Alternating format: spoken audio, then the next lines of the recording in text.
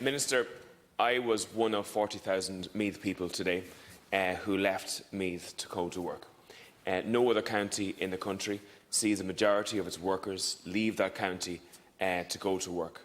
It took 2 hours to travel from Navan to the centre of Dublin today, and that's not unusual. And many people from other parts of the county are travelling 2.5 hours for one journey. So that's a 5-hour commute for one day of work in a population that's the second fastest growing population in the country, and with the town at the centre of it, which is the largest town without a rail line.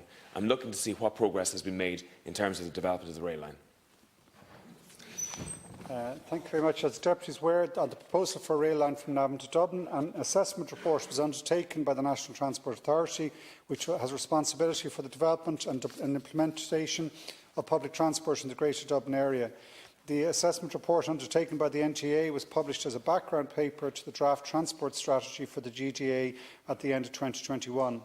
It considered the strategic rationale for such a rail link, assessed rail and bus options, examined potential alignments of a rail link and provided a high-level assessment of cost and demand.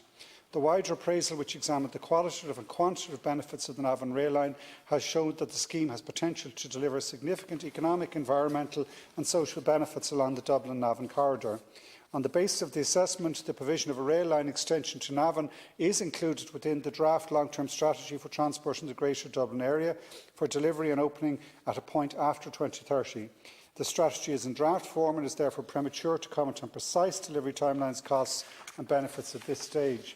It is subject to a formal statutory approval process, and a final version is expected to be submitted from the NTA for my approval in the coming weeks. If included in the final strategy, this project will require significant assessment, planning and design before construction can commence. Can I urge the Minister to make sure that this particular project is given a concrete timeline, is given a concrete investment? Right now, we have a system in Meath where if you stand still, somebody will build a house on top of you. And such is the level of development that's happening in the county at the moment.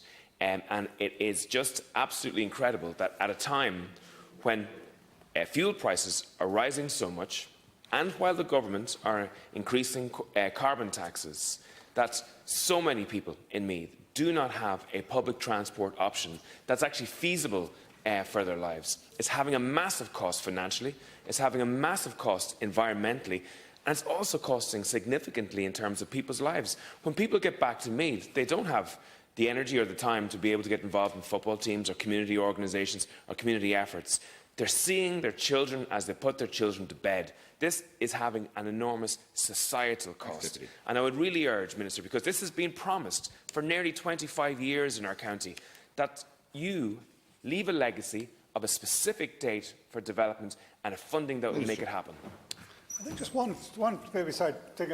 I don't think it's been promised for 25 years. I think it's only come back into the real frame now as being formally subject to the Greater Dublin Area Transport Strategy.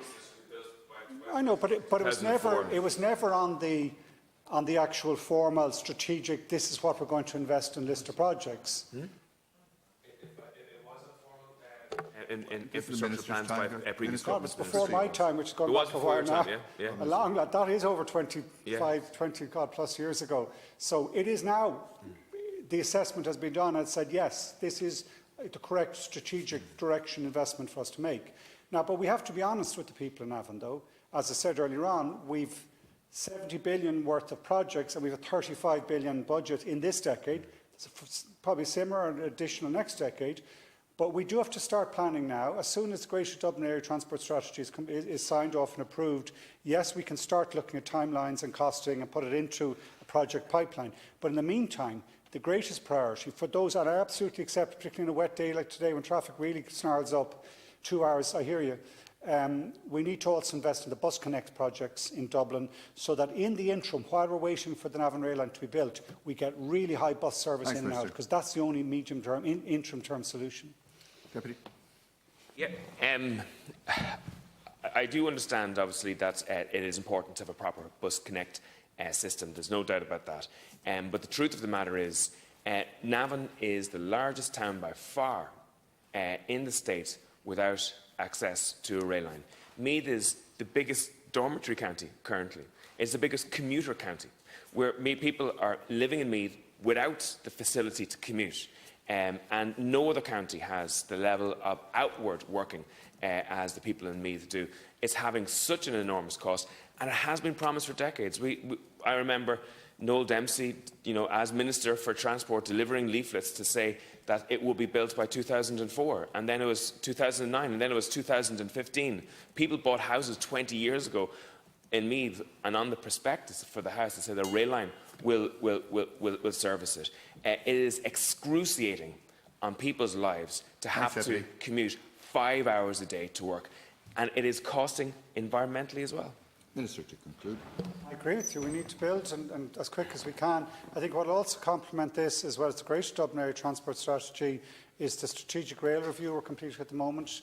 It's important that that also indicates that the likes of this line really make sense in terms of where our investment priorities lie. We have a lot of priorities. We do have a real challenge. We do have to build rail in Cork, Limerick, Galway, Waterford, as well as Dublin, because we do have an imbalanced system at the moment. As you say, all the development is happening in Meath, Kildare, Louth, Wicklow. It's all happening in this ring around Dublin, and that's not fair to anyone, because it's overdeveloping the East Coast and underdeveloping the West and South West. So we do need balanced development. Infrastructure isn't happening in Meath at all. No, it's not. No. It's the population, and that's the danger. The population is without infrastructure. You're absolutely right. So we have a particular immediate issue in Meath, Kildare, where all this population growth is happening, to provide public transport solutions. But we also have to invest in the other parts of the country, as we just had the discussion earlier, in rural Ireland and elsewhere.